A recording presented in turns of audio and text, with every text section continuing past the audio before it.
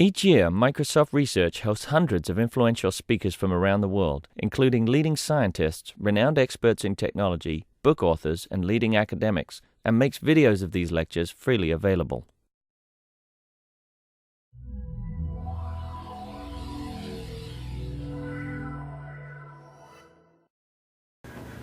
So it's my pleasure to welcome Seung Wong Hwang from Pohang University of Science and Technology. And she actually received a master and PhD from University of Illinois in Chicago-Champaign. And a few years ago, she did an internship at Microsoft Research. And today, she's going to talk to us about what we can learn from the wisdom of crowds about software development. So please go ahead.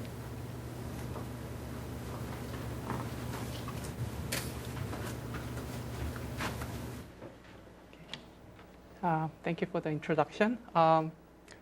Today my name is Seung Won, and today I'd like to talk about my recent work on software code search. And this is joint work with Professor Sung Kim at Hong Kong UST, and also my students at Posttech, with names listed here.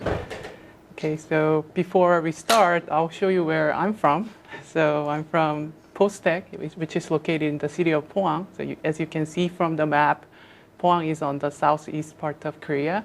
And we are rather a young school. We are about 20 years old, and we get about 300 undergrads every year, over 10 departments in engineering and science.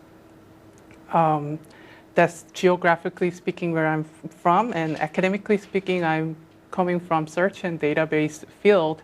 Since most of you are not coming from that field, I think I'll spend some time in the beginning of the talk to explain a little bit about my background. And also, as Tom introduced, I see a lot of interns here, and I did my internship here about 6 years ago. I spent 2 very wonderful summers at the DMX group. So it's actually a homecoming for me, and I'm very happy to be here. Okay, so this is the outline. I'll first talk about search problem in general, and later I'll talk about how those components in search-driven approaches can be used to help software developers. Okay, in a very simplified summary, the search problem is about finding the right result for the given user right away. So usually that is very tricky because the search usually deals with a very large search corpus. So for instance, the corpus for search engine is billions and billions of documents.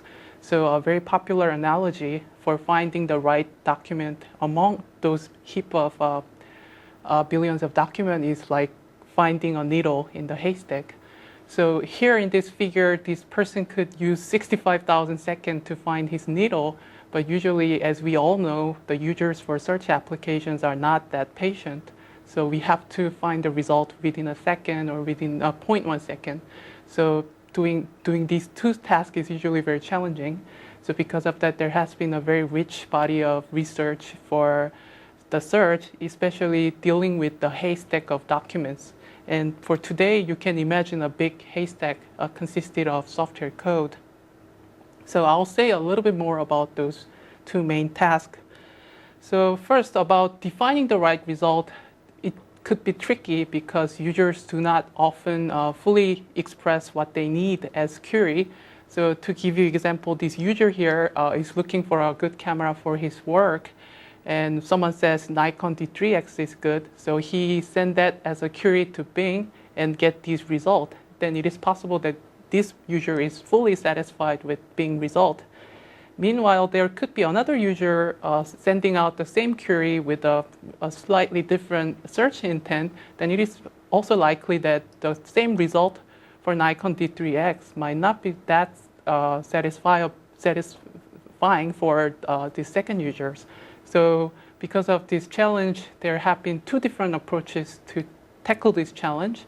First is personalization. So in this approach, we are trying to figure out what's hidden, the hidden intent in the query, and try to optimize the result differently for different users, even though they share the same query keyword. So that is one way, which would be very effective if your prediction of search intent is correct.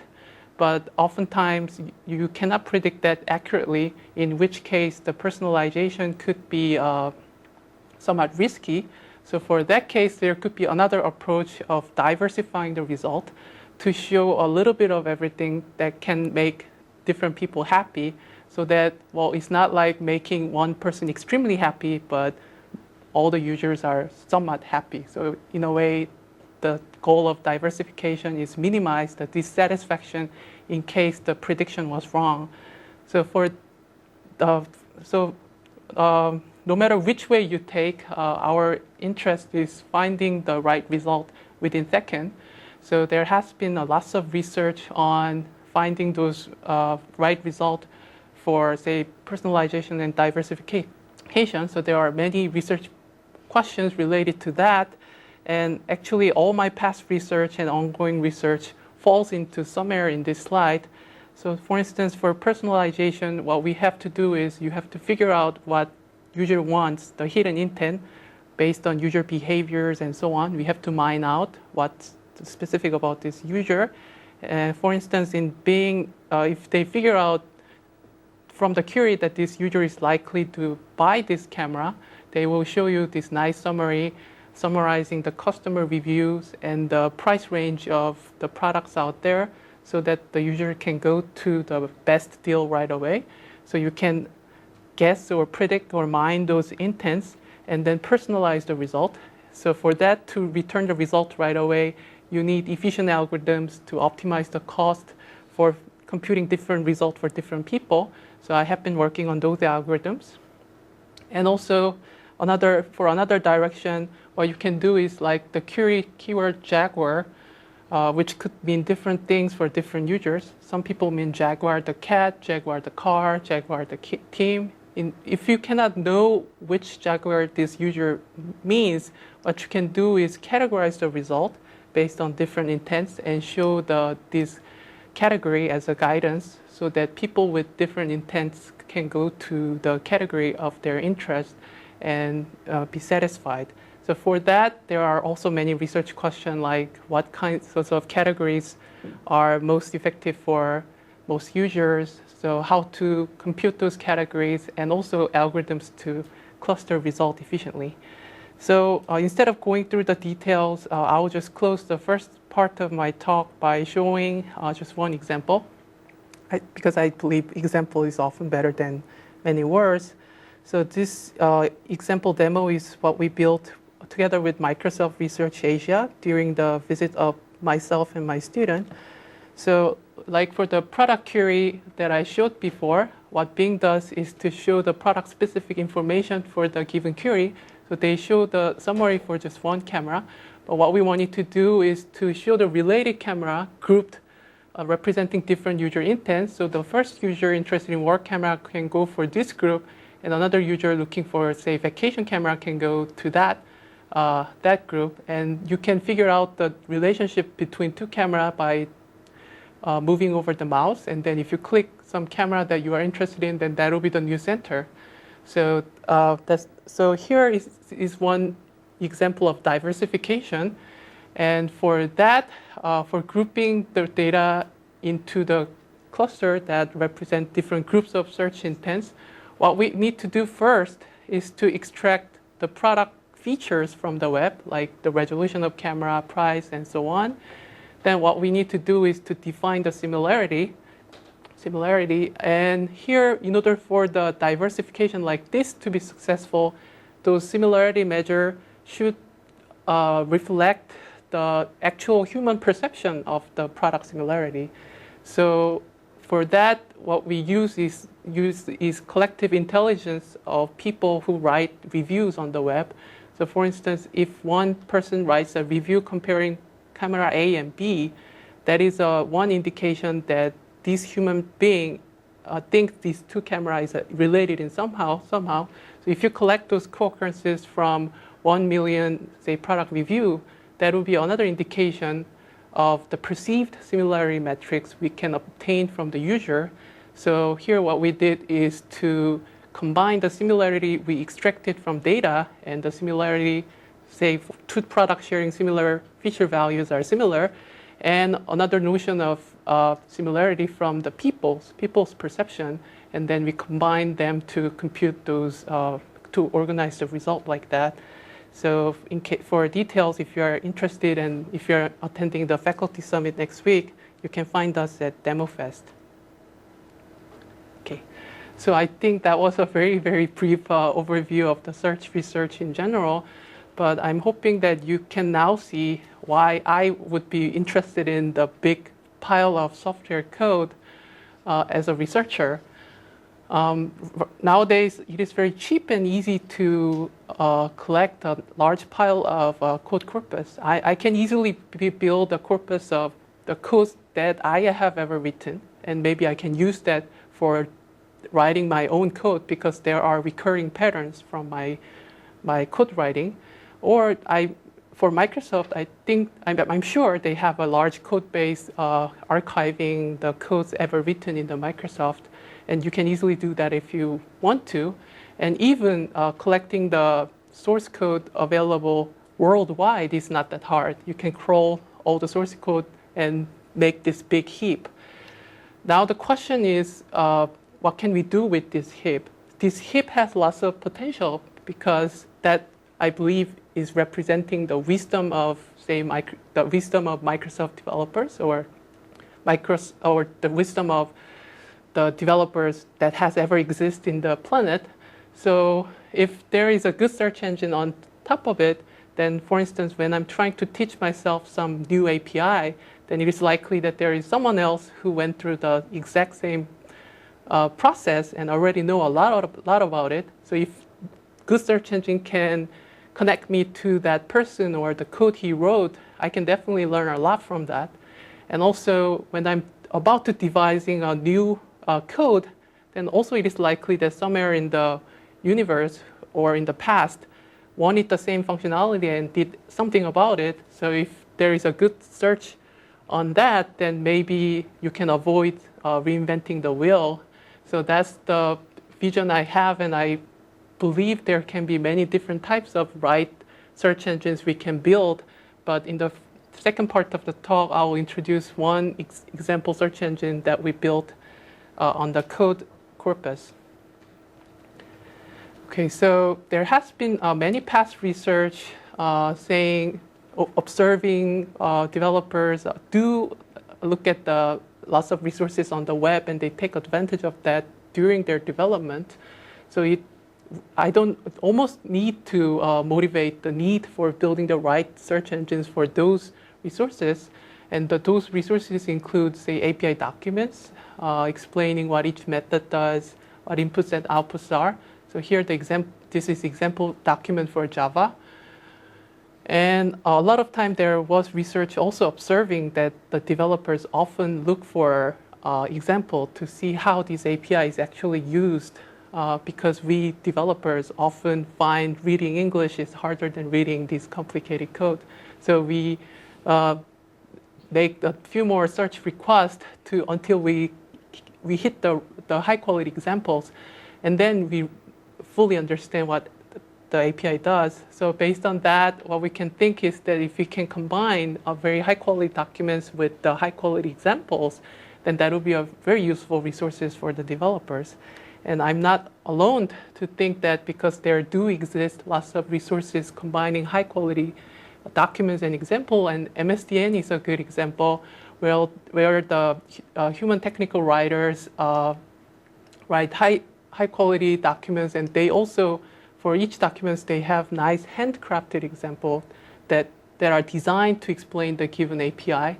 So MSDN, as you know, is a high quality resource examples, and you can think of books that you buy to teach yourself Python, C#, which is filled with those examples and usually come with the CD or DVD that stores all those code examples so that you can learn from that, you can run it or play with it to figure out how to program. So this is actually the high quality resources that we are targeting to. But only one downside is that here users have to handcraft those examples, so it involves human labor. So these resources are rare and expensive. And in reality, most of API documents are generated automatically from the code using the tool like Java Docs, which extract the documents from the code and comment. So with those extraction tools, those documents are inherently lacking of good examples. So from our observation, we found that from the document for Java, only 2% of the API has the examples. So what we wanted to do is build a system, some search engines, so that if you specify some API name, this will search for the open source code base to find the actual source code that is using those API, and then we extract the high quality examples out of it and then automatically embed it in the, say, example list document like Java doc. So in a way, Java documents. So in a way, our question is whether we can automatically generate MSDN quality documents using the open source code base. Okay, so one immediate solution that you can think of is using existing code search products. There is a product from Google and there is coders.com. And we found out that these search engine results are not suitable for our goal, because to show you that this is the result we get from the query connection prepare statement. And for this system, we are hoping those summary will show how those APIs called and so on. But usually the top result from those two code search engines are just supporting keyword search.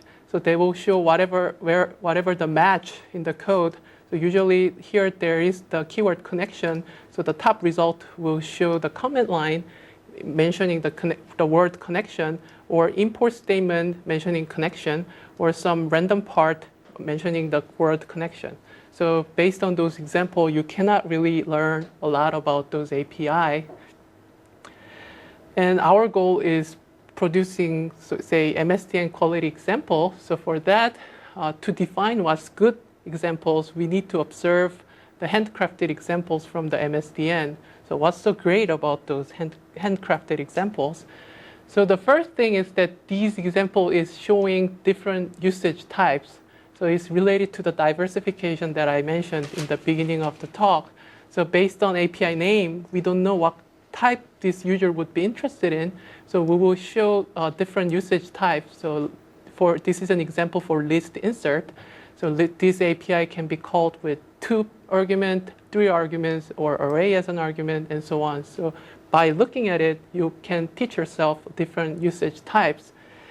And another virtue of this handcrafted example is that this is very concise. So this code is specifically designed to teach you this API. So no line here is irrelevant for the API you are about to learn. They are there to serve the purpose of teaching you this API.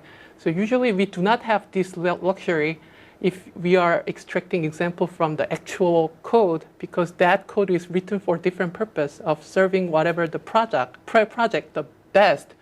So that will contain lots of parts that are not related to the API of your interest and so on.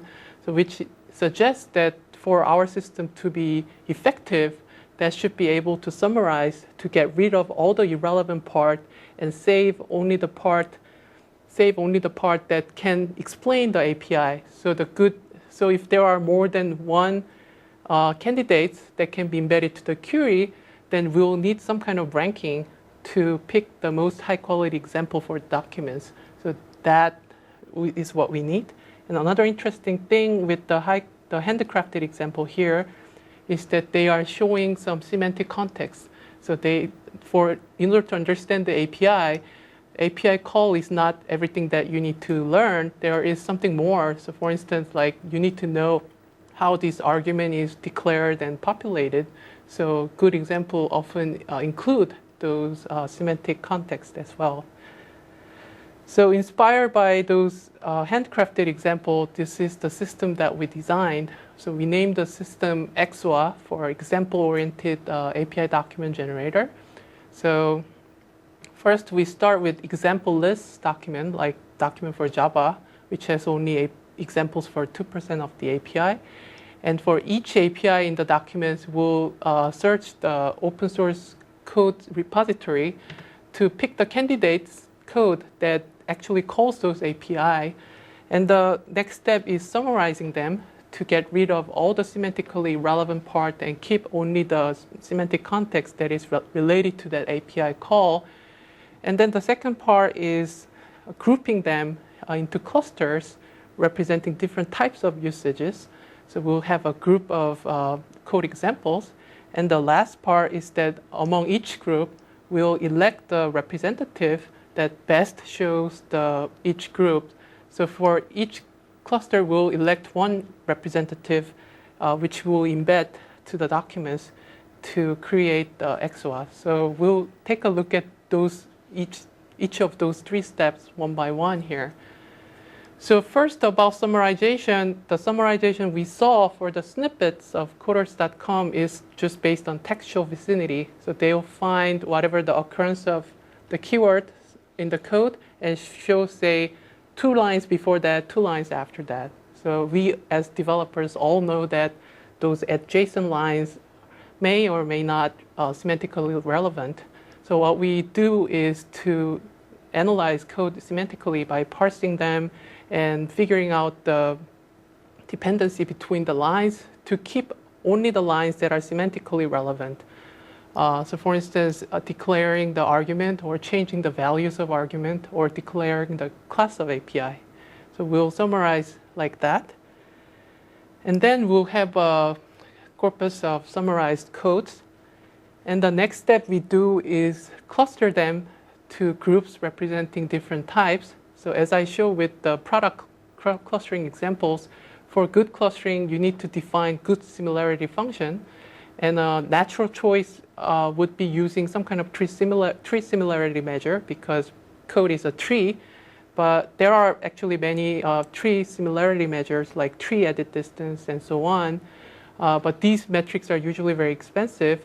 So people usually approximate those tree as a vector and then compare the vectors. So in the SC research for detecting clones, software clones, the approximation method they used is something like this. For the given code, we get the parse tree, and we flatten them into the vector by showing what types of elements are there and how many are there. So for instance, these tree can be summarized by 2 blue nodes, 1 green node, and 2 gray node, and 2 white nodes. So you flatten the tree like as a vector like that.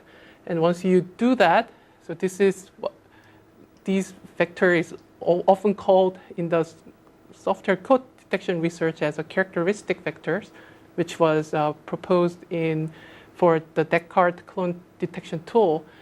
So once we vectorize like that, then now your code corpus is a numerical database. So you can apply any existing clustering algorithms for clustering, like k-means. But here we have additional challenge, which is that the right number of cluster k can be different from different API. Some API has a single usage type. Some API has many different usage of type. So whatever the clustering algorithm you use, that should be able to find out the right number of clusters and adapt the clustering differently for different APIs. So that's the additional challenge. Okay, the last part is ranking. So now we have a group of example code representing different usage types, and we have to pick a good example to really embed it to documents. For that, we will elect representative for each group. So as a criteria or features for such rankings, we are using those three factors. First, a good example should be representative, should well represent the group it belongs to. And the second criteria is line of code conciseness. If your example is very short and concise, it will be easier to read. And then third part, we are checking the type matching. So in the Java document, they are specifying the type of class and argument. So among those examples, we'll prefer the example that matches the type of argument and class. So based on those criteria, we can quantify the score, and then we need to combine them into the overall score to pick the example with the highest overall score for the documents. And for aggregation, as I mentioned in the first part of the talk, for aggregation to be good, those aggregation functions should well represent the people perception of how those features should be aggregated. So I'll show you what we can do for that later. Okay, so if you're interested, then you are invited to visit this eXoa.postec.ac.kr, where you can see the actual automatically generated code from this tool. And here I'll show you one example page to show what we can do. So from the Java document, first thing we can add is this popularity bar, because we know which API is often used in the actual open source project. And also what we could add is, of course, an example. And as you can see from here, the quality is better than just using the snippet from coders. Now we are actually showing the actual API call and say how those argument is declared. And another feature here is where users can feedback about the ranking. So here users can click those buttons to promote or demote the ranking. And these are the feedbacks we can collect and to determine or tune those aggregation function for selecting the right examples. So we are currently collecting those user feedbacks to see how we can adapt the ranking. Okay, so in order to evaluate how good our automatically generated documents are, we are asking two key questions. First of all, we want to know how our document compares to other resources like Java docs or what we can get from source code engine. And the second question is whether this can help software developer. So I'll first talk about the first question. So when comparing to the Java docs, like I mentioned for the previous slide, the original Java docs only has examples for the 2% of the API. And after this generation process, we could find examples for 75% of the API for Java. And we can also compare with Google encoders. Compared to using those coder snippets as examples, for eXoa documents, the probability that our summary contains both API calls and all its semantic context is about 92%. And for coders and Google, that probability is 22% or 12% because they are supporting the keyword search. So this is how we can compare to those Google encoders result. And also we can compare to human ranking. So what we did is to human assessors, we give the K example that we found from eXoa and the K random result, and present those two K results to the human assessors and make them pick the K better ones. And using those human selected K as the ground truth, we could measure the precision and recall, which was 66% and 60% respectively. And for the second question of whether this tool is useful for the developers, we also gave out those documents blindly to 24 human subjects. So half of them got eXoa document and half of them got Java documents. And we asked them to do the 4 tasks related to the database, like establishing a connection, creating the SQL statement, send them, and then get the result. And we measure the average completion time for 2 groups and the average number of document lookups. And we found out that the completion time was, so the eXoa group could complete the task with less time. And also for document lookup, eXoa group in average looked at only the 5 documents, while that number would be 3 times higher for Java docs. And among those lookup, some of them are redundant, and only 3 out of 5 is distinct pages. However, that ratio is much lower for Java docs, which means Java docs group looking at the same documents over and over again. And among those distinct pages, most of them are relevant for eXoa group, and that ratio is again lower for the Java documents. So that was the result for a brief user study for eXoa documents. Okay, so that was the first part of talk, and more details can be found from a AAAI paper we wrote about this engine. And the second part is about whether we can support those code search fast. And let me motivate that by showing some video. Actually, this is the video from Stanford HCI group showing, proposing a new developer environment. So what they propose is during their development, they can look for the information about API. So the result is like what we saw in the eXoa document plus example. So by looking at them, they can learn about those API and continue development. And if some of those examples are actually what you want to do, then you can just copy and paste it to the code. So I think this is the system called Blueprint proposed from the Stanford. And what they are showing is that if some good code examples or relevant code informations are available, then those lookup and the development can be interleaved to really change the programming practices. And I'm also interested in those interleaving scenario where the search result should be instant. And actually, as a search researcher, I'm interested in actually interleaving every desktop task with the search. So that's longer term vision. So I'm interested in those interleaving model because of two reasons. First, as you can see from the video, your task, whatever that is, can be benefited a lot from the search. And also the other direction is true. The search can be much more personalized for you, much more accurate for you by using whatever the task context.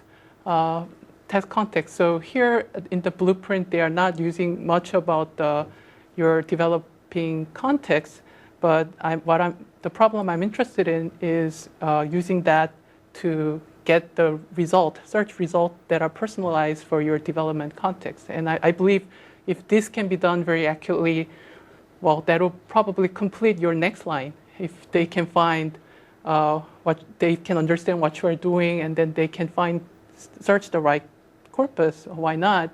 So that's what we want to do.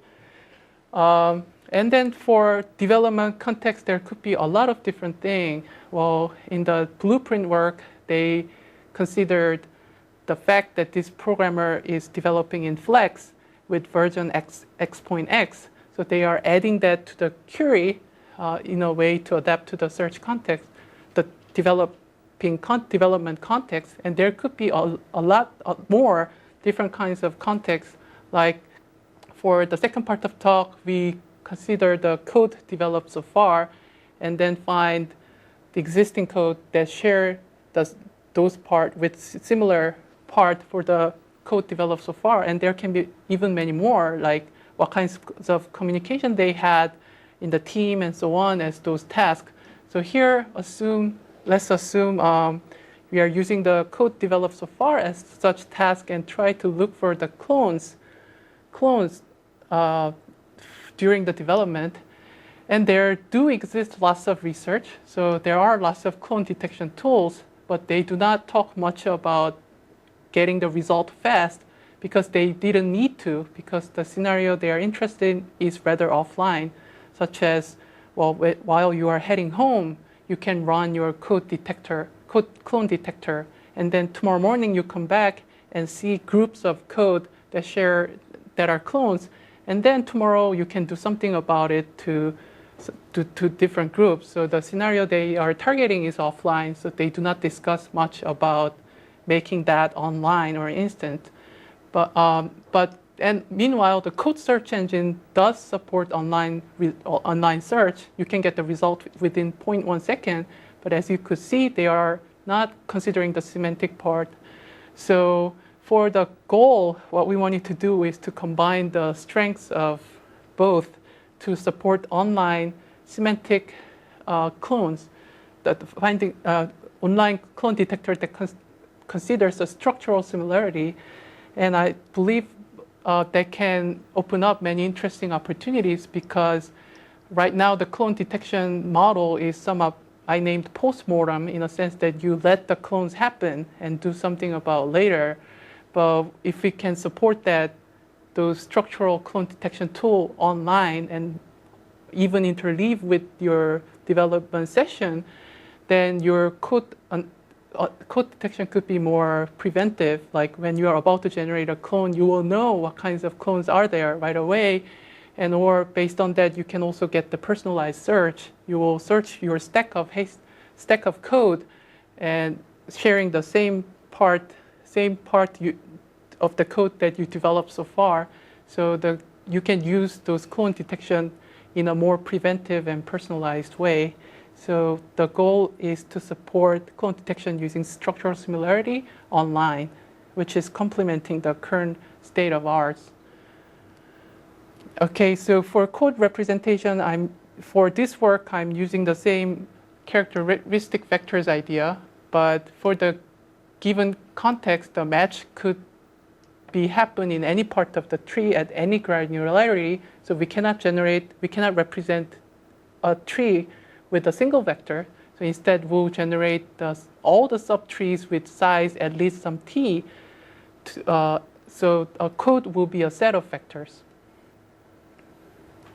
Okay, so with that, we want to find the top 5, top 10, top k clones fast.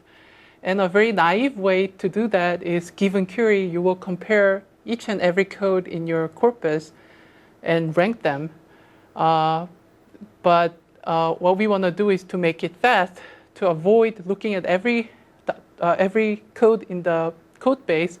Instead, you can build some nice index structure or data structure so that you can access only the part of the code base that are likely to be high scoring and then rank them.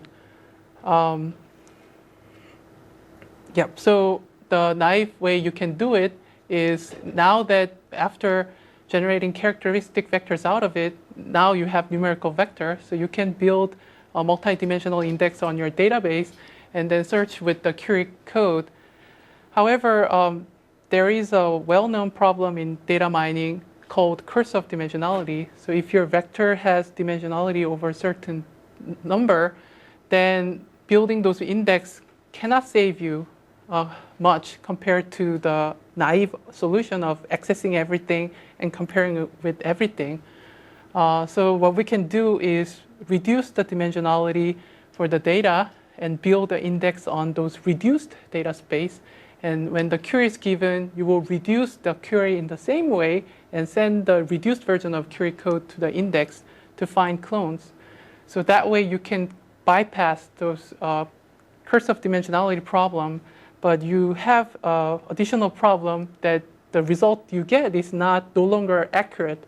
Instead, you can get a larger set of result candidates. So that will be the step 1. And now you will need extra step to get the data, get the original data of those candidates and rank them. So now your step need to be 2 steps.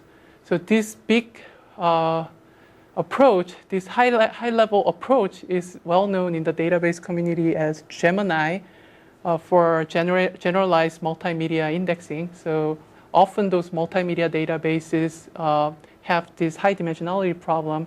So different systems, though the details could vary, a lot of existing multimedia database systems use those high-level techniques of reducing the data in both query to get the candidate first, then narrow down to the right result later. So for the first step of dimensionality reduction, you will have 2 goals. First, you want to ensure the correctness. For that, your candidate from the step 1 should be guaranteed to contain all the right result. So for that, you need to ensure that the distance between 2 code in the reduced space should be smaller than or equal to the distance in the original space. And also, in order to ensure efficiency of how much you need to access to get the top K result, in order for that to be small, the distance in the reduced space should preserve the distance relationship in the original space as much as possible. So here, the delta is quantifying those differences in terms of distances.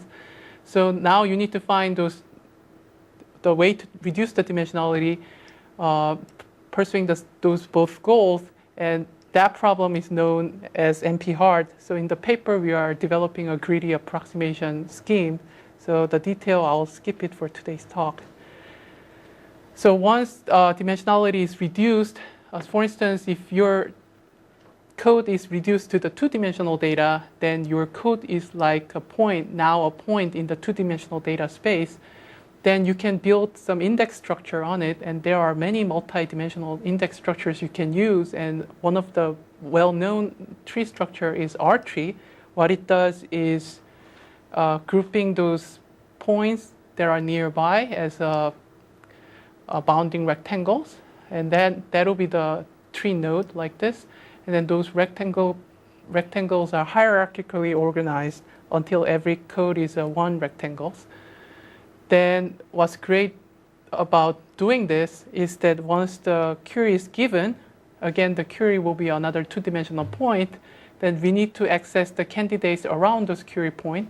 And once we build those index structure, to accessing those candidates will be very efficient by only accessing the rectangles that contain those search parameter. So you can just access those three nodes and get all the potential top result. So we will build the R-tree index. And then there are many off-the-shelf R-tree implementation on the web which you can use. However, we found out that the performance of those off-the-shelf implementation was not efficient enough. So what we did is we designed our own algorithm for building index and traversing the index. So for instance, for building index, we know what kinds of query workloads are to get the candidates for software search. So we can use those knowledge to group together the candidates that are likely to be accessed together to incur much less I/O cost.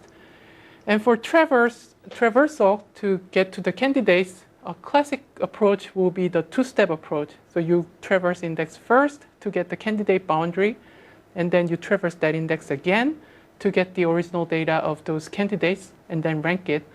What we propose in this paper is to combine those two steps into one. We call that interleaved. So if you do that, the obvious advantage will be avoiding those redundant, the second index traversal. But there is actually the downside of it as well, because only after you are done with the entire filtering step, you know the exact candidate boundary. But if you try to get the original data during those filtering, if you try to interleave those two steps, then the candidate bound you know during those filtering phase is actually overestimation of candidate boundary.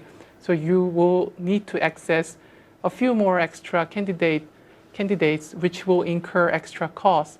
So there is plus and minus. And what we did is that, well, now our search range is larger, but we can design some I/O optimization technique so that the larger request, extra cost for larger requests can be minimized by amortizing those I/O costs. So adding pluses and minuses, overall we found this interleaving strategy was most efficient. So that is our winner strategy. And also these two algorithms are exact clone detection, but often often ranking is somewhat tolerant to a little bit of approximation. So if your application can tolerate some loss in terms of accuracy, then you can also approximate, which is, we are also proposing an approximation algorithm, which is 20 to 30 times faster if you can allow 20% loss in terms of precision. So those are the algorithm. So what we did is we built the code corpus out of JDK and the 400 Java open source projects we collected from the web. And we first generated characteristic vectors using the existing tool that is used for the offline clone detection.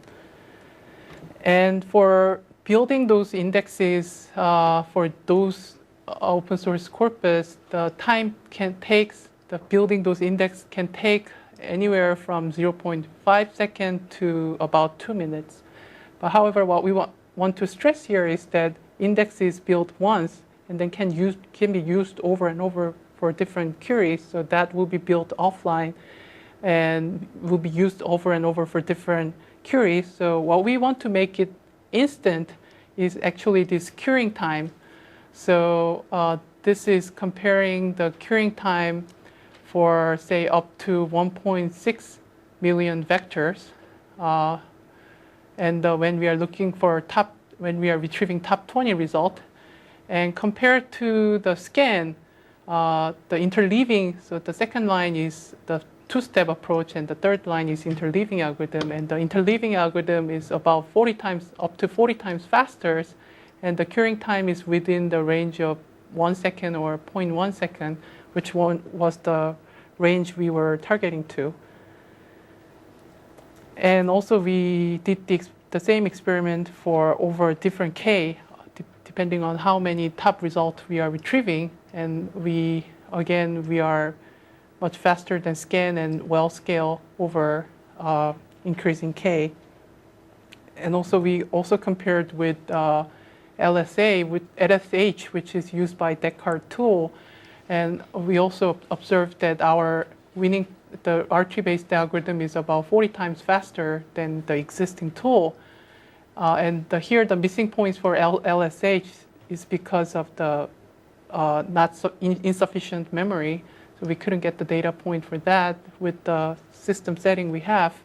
And we're about 40 times faster compared to the existing tool. Okay, so with that, I want to conclude this talk.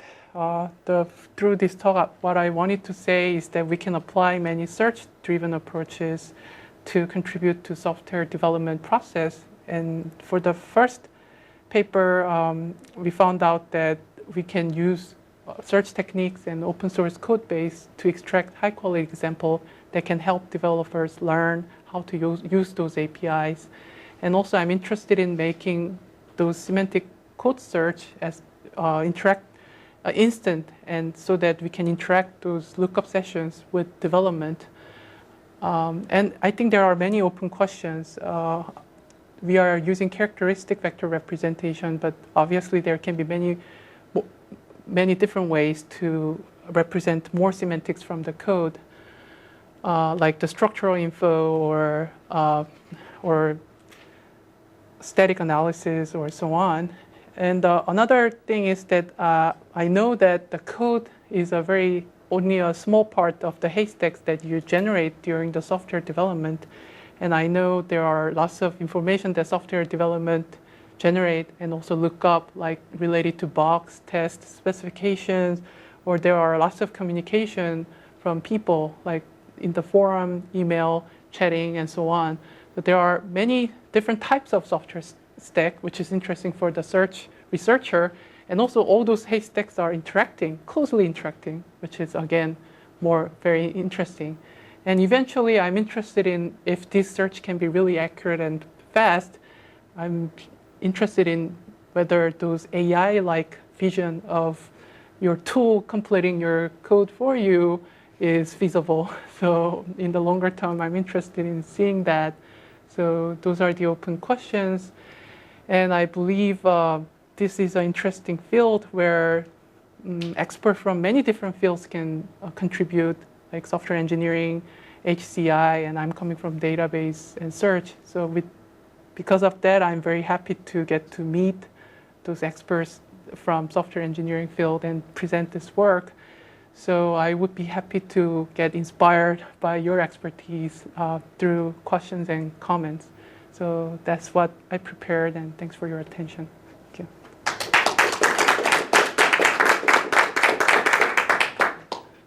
you. Any questions, comments? Okay.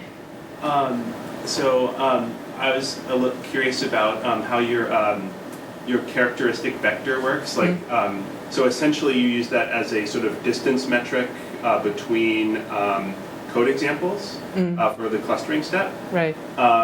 So two examples are sort of similar if they have essentially sort of the same frequency of nodes in the ASTs? Is that essentially how? Right. As you said, the characteristic vector is a frequency. For ranking, we are using, right now we are using Euclidean distance, but there could be many different distance functions you can use. So like the ordering of, like, say, statements wouldn't factor into that. Wouldn't right? factor in with okay. current approximation. Right. Okay. Yeah. And any other question? Yeah. How do you choose K? So what we do is we try out with different K, and there are also the quality metrics studied for the clustering. So like, well, the goal of clustering is to group them so that the internal similarity, inner group similarities maximize and intergroup similarities minimize. So there is, based on those criteria, we can sort of quantify how good the clustering results are. So we try out different K and pick the one with the, yeah. I'm interested in the generating code samples for the documentation. I've done some work in that area, and one of the things that I found when I was experimenting with techniques was that the large open source databases, like what you can get on Google Code, are often not very representative of actual usage of APIs.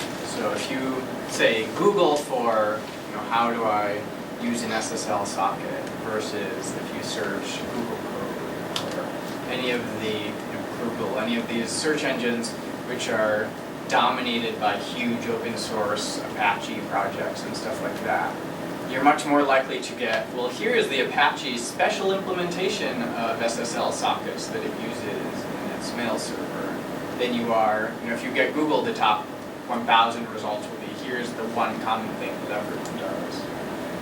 And so it would be interesting to apply these techniques not just to large databases of code, but also the fragments of sample code that are the #1 resource for programmers learning how to use APIs. Right. I'm very interested to hear that the corpus from Google Code Search is a lot different from what you get from Google, the general search engine. For this work right now, we are using the Google tool. So if there is such bias, I think this will suffer the same bias. So different way to do that is to build our own crawler for that. And another interesting idea is that right now we are using we are extracting example from the code, but as you said, we can also write the crawler for the code example that people write in the software forum and so on. We can just extract them. And I think that will be interesting as well, in a sense that that is developed for explaining something, so that will be likely to be more instructive. But the downside is that the coverage could be lower, like the API that is, I don't know. So I think the coverage is actually much, much higher. Higher, really? It is. Oh. So we had done this experimentation, and especially for obscure things, you just won't get hits in Google Code where you Right. get hundreds to thousands. I see. Okay. But we published a paper on that. The tool is called JDIVE. Oh, I see. Oh, so okay. Then what we can do is that we can crawl both handcrafted example on the web and also the actual open source code and combine them as the corpus. And actually, we couldn't have a chance to compare those two corpuses, but I'm interested in comparing the two and compare the coverage and pros and cons. And once both of them are collected as the corpus, then the remaining process will work more or less the same. So yeah, that's what we can do. Yeah, question? Yeah. Okay. Like when I do sort of searching for the sample code in the search engine, right? And I often find sort of the sample code on some computer science geeks blogs. Mm-hmm. The thing is, I like their samples, but they have code and a lot of experiences, right, from introduction to the conclusion. But there are some of texts are very useful, but I don't want to read their whole writing, right? So have you thought about incorporating sort of blog information like their code and sort of your search the software block. Right. Yeah, I think those two questions are related, and that's what we want to do. There are also lots of social resources. Forums is an interesting thing to crawl, and I believe the quality will be very high. So yeah, that's some of the future issues, topic that I want to explore.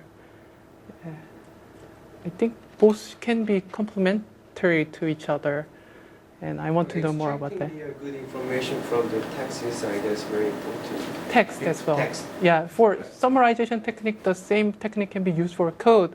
For text, I think we can borrow some ideas from NLP. They are doing lots of summarization, so we can try to build something like this out of forum, which could be a very interesting thing we can do in the future. Yeah. Any other question? Okay. Thank you.